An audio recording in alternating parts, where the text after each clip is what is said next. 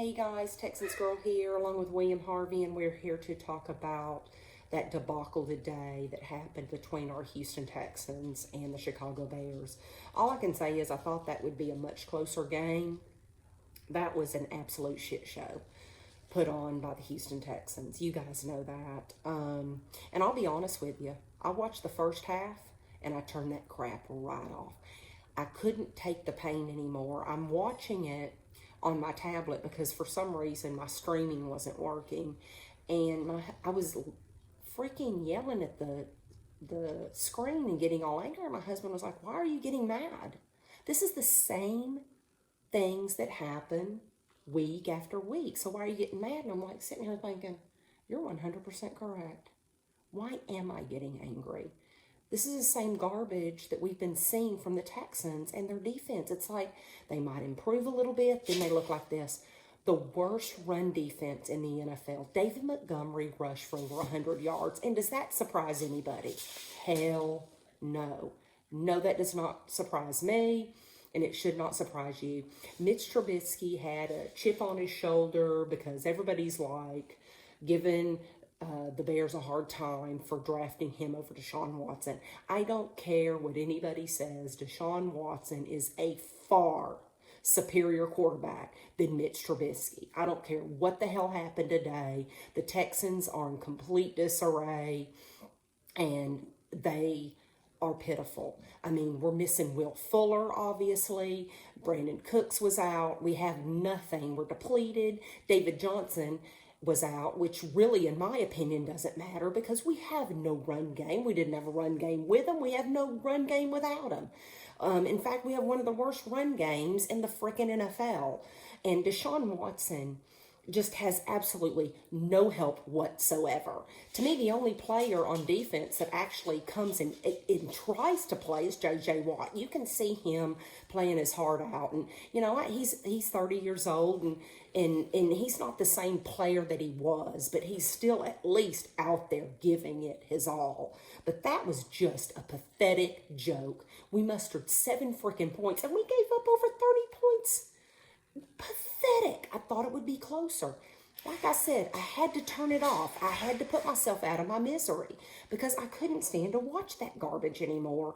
I think we, as Texans fans, we have to move forward. We have to think that, you know, this week I heard that Cal McNair has put together a committee with Tony Dungy and Jimmy Johnson, and Andre Johnson's one of them, and a few others who I can't remember, to help us pick a good head coach and GM, which I really think that's a really good start, okay? We've gotten rid of 75% of the cancer in the Houston organization, and that's Bill O'Brien. The next thing we need to get rid of, his name is Jack Easterby, or Easterbay, or however you say the bastard's name. And it came out this week that he knew and he was all for the D-Hop trade. Well, duh. If you didn't realize that, then you're on a log somewhere.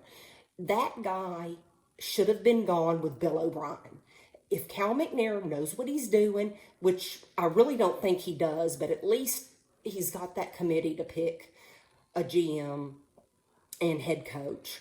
But that guy needs to go. Jack Easterby needs to go. Bye-bye.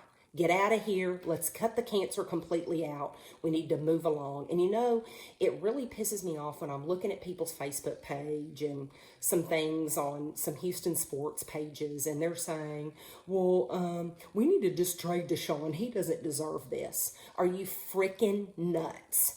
You're a Texans fan, and you should say we should trade Deshaun Watson? Hells to the no. That dude is the one good thing that we have going for us. He's our franchise quarterback. He's the face of the franchise, and he's what we need to build on. If we get the right head coach, the right GM in place, we put the right players, we're going to have a good team. I'm positive of that. So I'm trying to be positive.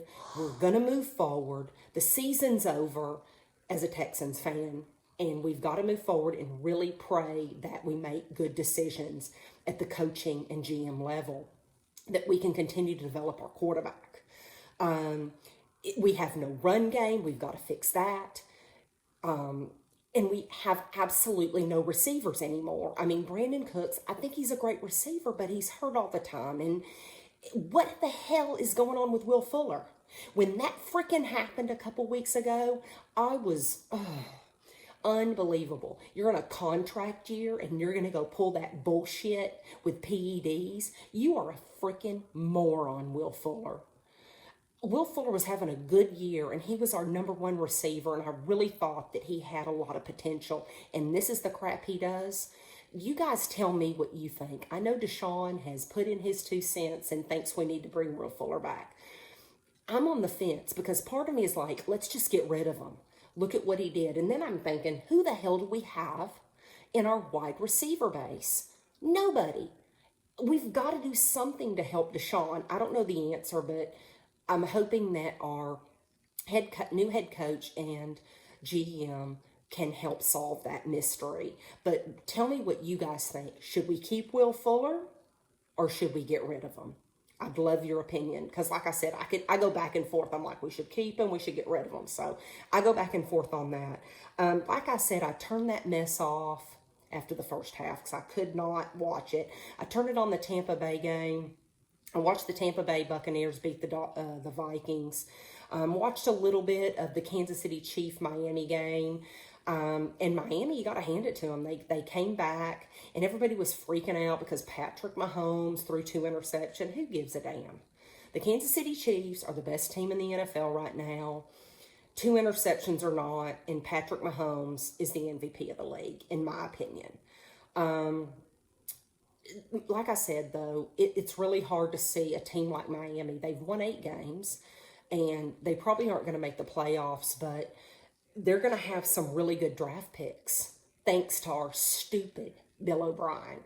So congratulations to the Miami Dolphins. I think they're going to have a really good team next year. The late games to me were more interesting. We watched the Lion-Packer game because I'm very fortunate to have Aaron Rodgers and Devontae Adams in my fantasy football team. Thank God for those 2 guys. And the Lions played pretty darn good considering. Nearly came back, but just still didn't have what it took to beat Aaron Rodgers and that offense. We also watched a little bit of the Raider game. I don't know what the hell's going on with the Raiders, but the last 2 weeks they have not looked good. Indianapolis looked far superior in that game today against the Raiders, and they handily beat them. The game that I also watched, and I only watched it just because I was really rooting for Jalen Hurts. I watched the Eagles New Orleans Saints game, and I love New Orleans. So New Orleans fans, don't get mad at me. I love New Orleans. I love Sean Payton. I absolutely love Drew Brees. But I was rooting for Jalen Hurts to win that game because this was his first start, and I was really an advocate for them to bench Carson Wentz because I think Carson Wentz is one of the most overpaid dudes in the NFL. He looked like trash all season, and they should have benched him a few games ago. But Jalen Hurts, I'm so glad he had a good game, and he's, all you guys know, he's from Channelview. I like that kid. I think he did a great job at Alabama. I also think he did a great job at handling the whole Tua situation when he was benched, and then he went to OU and kicked some ass and was a Heisman Trophy front runner, and I really like that kid, and I'm really rooting for him, so I'm glad that the Eagles won that game. Watched a little bit of the Washington game and San Francisco game. And I tell you what, the Washington game, I'm sorry, I want to call them the Redskins, but the Washington football team, they have a great defense. And Chase Young, that dude's a badass. Picking up the fumble, running for the touchdown, that dude's the heart of their defense. And he's just a rookie. He's just going to get better and better and better and better. So very, very interesting in the late games, tonight's game. No surprise here that Buffalo beat the Steelers. They just didn't look good. Ben's pick 6 was just kind of a mess, and I don't think the Steelers defense looked good, but got to hand it to Buffalo for beating the Steelers tonight. looking at some things, and I'm going to put my glasses on because I'm blind, looking at, to me, the rankings, who I believe, because I'm moving forward as a Texans fan, and the number one team, obviously, in the AFC is the Kansas City Chiefs. Kansas City followed by Pittsburgh. I'm still putting Pittsburgh in the number 2 slot because I really firmly believe with Big Ben and the Steelers have a great defense. Did not look good tonight, but I still think they have the best defense in the AFC. I'm putting the Bills at number 3. I'm putting the Colts at number 4, and I'm putting the Titans at number 5. And then I'm putting the Browns, of all people, at number 6. I know a lot of people will give me a hard time. I think the Colts are better than the Titans, and that's me. I know the Titans are ahead of the Colts in the standings, but I'm going with the Colts as the better team. But then who knows? Look what the Titans did. They beat the Ravens last year. They went to the AFC Championship game. You've got Derrick Henry, and you've got a great football coach. So I think anything can happen in the AFC. I really do. As of now, the Ravens aren't even in the playoffs. So tomorrow night's game between the Ravens and the Browns should be a really, really good one. The Ravens have to win. Obviously, this is a must-win for the Ravens. So that's going to be a great game. But those are my top seeds in the AFC right now.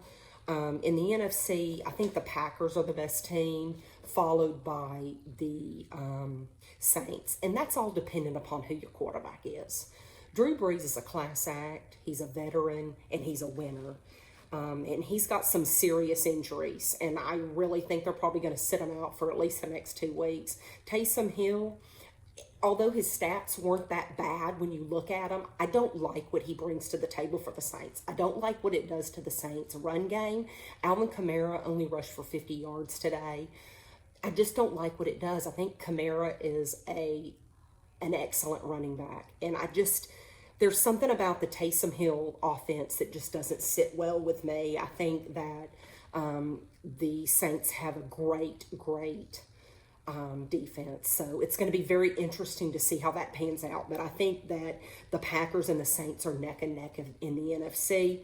And then followed by the Rams, Seahawks, and Tampa Bay Buccaneers. So those are I'm not even going to include the NFC East because that is such a pathetic division right now. But I think the Packers and the Saints are the tops. When you ask my 9-year-old son, he will tell you that the teams going to the Super Bowl are the Kansas City Chiefs and the Green Bay Packers. Those are his picks. And I asked him, I said, so what do you think about the Saints are very good as well? And he goes, well, they might go too. But he is very adamant that the Kansas City Chiefs are going to the Super Bowl. So that's his picks. That's actually my pick too. I'm going with Kansas City and the Packers, or Kansas City and the Saints. So, like I said, guys, Texans fan, let's hold our hands up. Let's be positive.